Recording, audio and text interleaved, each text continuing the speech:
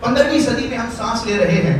نبی کریم علیہ السلام کا جو ہجرت کا سفر تھا مکے سے مدینے، اس ہجرت کو تقریباً 14 صدیاں گزر گئی اور 15ویں صدی میں آج ہم داخل ہیں.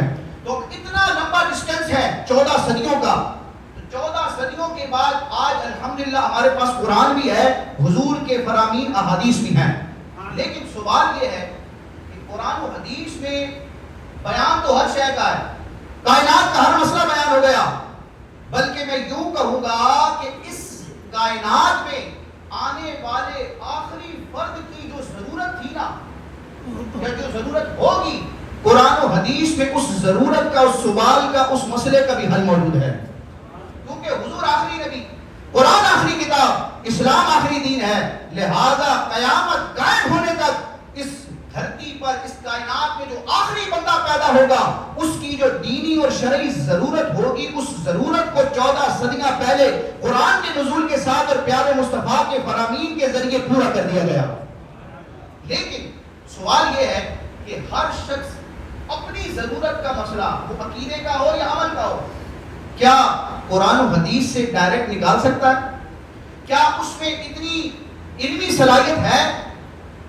کیا اس میں اتنی علمی لیاقت ہے؟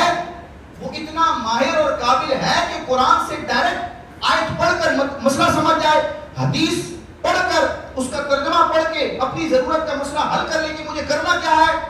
یہ ایک سوال ہے.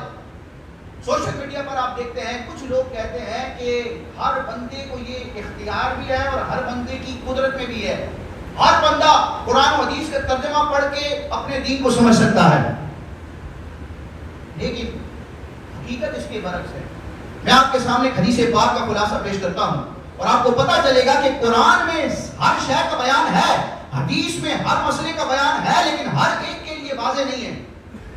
نبی کریم علیہ السلام کے ایک پیارے صحابی حضرت معاذ بن جبل رضی اللہ تعالیٰ عنہ، نام سنا؟ ان کو نبی کریم علیہ السلام نے یمن کی طرف حاکم بنا کر بھیجا کہ وہاں کے جو مسلمان ہیں، وہاں کے لوگ ہیں، ان کی آپ نگرانی کریں گے، ان کے مسائل کو حل کریں گے، وہاں آپ میرے نائب ہوں گے. اب جب نبی کریم علیہ السلام نے حضرت معاذ بن جبل کو یمن کی طرف روانہ کیا تو روانہ کرتے ہوئے ایک کوشچن کیا، سوال کیا، اے معاذ تم وہاں جاؤ گے یمن میں، اگر وہاں تمہیں کوئی مسئلہ درپیش ہوا، فیصلہ کرنے کا مرحلہ ہوا، تو تم اس مسئلے کو حل کیسے کرو گے؟ یہ پیارے مصطفیٰ پوچھ رہے ہیں اپنے صحابی سے، اپنے شاگرد سے، معاذ بن جبل سے. عرض کرتے ہیں یا رسول اللہ میں کتاب اللہ سے، قرآن سے اس مسئلے کو حل کروں گا. نبی کریم علیہ السلام نے فوراً فرمایا اے معاذ اگر تمہارے مسئلے کا حل تمہیں قرآن میں نہ ملے تو، اب یہاں میں تھوڑا رکتا ہوں. اب یہ دیکھیں حضور نے کیا فرمایا کہ اگر اے معاذ تمہیں تمہاری ضرورت کا مسئلہ قرآن میں نہ ملا تو، حالانکہ قرآن خود کہتا ہے کہ قرآن میں ہر شے کا بیان ہے، اور صاحب قرآن پیارے مصطفیٰ کہہ رہے ہیں کہ اے معاذ اگر تمہیں نہ ملا تو، مطلب یہ ہے کہ اے معاذ قرآن میں ہر شے کا بیان تو ہے، لیکن ضروری نہیں کہ ہر مسئلے کا حل تمہیں قرآن سے مل جائے. ضروری نہیں ہے ہر بندے کے لیے ہر مسئلہ واضح ہو، ضروری نہیں ہے. تو یہ معاذ بن جبل کون ہے؟ یہ صحابی رسول ہیں. یہ وہ ہستی ہے کہ ان کے سامنے حضور پر قرآن اترتا اور حضور ان قرآن کی آیات کو پڑھ کر انہیں سناتے اور یہ اپنے سینے میں محفوظ کرتے. اور معاذ بن جبل وہ ہیں کہ جن کو دین اور قرآن سمجھنے کے لیے کسی استاد اور کسی مفتی عالم کی ضرورت نہیں ہے، خود صاحب قرآن، صاحب شریعت پیارے مصطفیٰ کے ڈائریکٹ ہی شاگرد ہیں. جو ڈائریکٹ حضور کا اسٹوڈنٹ ہو اسے کسی عالم کی کیا ضرورت ہے؟ لیکن حضور کا یہ سوال کرنا بتا رہا ہے کہ ہر بندے کو قرآن میں مسئلہ مل جائے ضروری نہیں ہے. قرآن میں حل موجود ہے لیکن ہر ایک کو ملے گا. اس کے لیے اللہ نے ایک جماعت منتخب کی ہے جو علماء ہیں، مجتہدین ہیں، فقہاء ہیں، مفسرین ہیں. وہ امت کے عام لوگوں کے لیے قرآن و حدیث کے اسرار اور رموز کو بیان کرتے ہیں اور پوری امت پھر ان کی انڈرسٹینڈنگ پر، ان کی ریسرچ پر، ان کی تحقیق پر اعتماد کر کے قرآن اور حدیث کو سمجھتی ہے. حضور نے اگلا سوال کیا کہ اگر نہ ملے، قرآن میں نہ ملے تو کیا کرو گے؟ عرض کرتے یا رسول اللہ پھر آپ کے فرمان یعنی حدیث رسول سے مسئلے کو حل کروں گا. حضور نے وہی سوال کیا اگر حدیث سے بھی تمہیں مسئلہ نہ ملے تو، پتا چلا کہ حدیثیں پڑھ کر اپنی ضرورت کا مسئلہ مل جانا اور مسئلہ حل ہو جانا ہر ایک کے لیے آسان ہے.